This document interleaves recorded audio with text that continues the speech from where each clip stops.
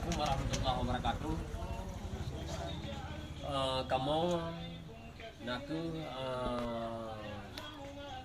perwakilan Subah yang di Pidijaya, nah utusan dari Malaysia, masyarakat Aceh yang di Malaysia, kamu ada di Malaysia. Kamu royo keluarga Subah ataupun perwakilan Subah yang di Pidijaya, royo katro mengunjung Pak Muhyiddin ataupun Nyadin di Kampung Dayak Duha, Pemukiman Beracan, Kecamatan Bendulu, Pidijaya. Royo kamu katro bareng Nyadin bersama rekan-rekan keluarga Subah, baru buah Medan dan Nyadinnya nyaku siro anak yatim dan berkeluarga gan siro nyo yang pun no yang terakhir ganyan dan gian siro anak yatim kamu ayah ke sekitar lebih kurang kali tahun hanya ada ayah ke Nyadin yang mereka sana ganyan kan hanya ke pegaba tapi hanya na bahasa ajarat kamu pun mbak makro ke batu mi Hamidah.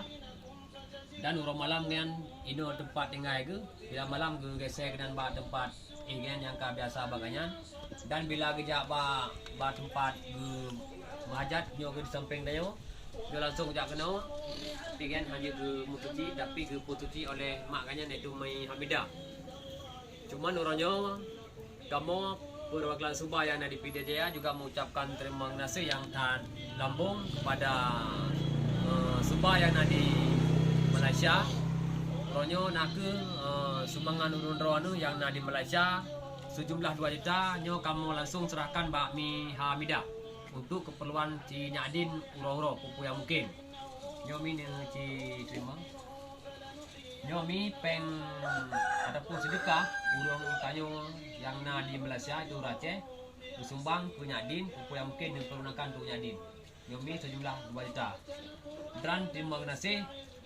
Nyo kamu bila na urun tanya ataupun pak kecil hanya dapat dihubungi karena watek support untuk nyo pak kecil ke nyo kita ya sampaikan kamu perwakilan Subah di Pidijaya yang na di Malaysia nyamna dan Uganda.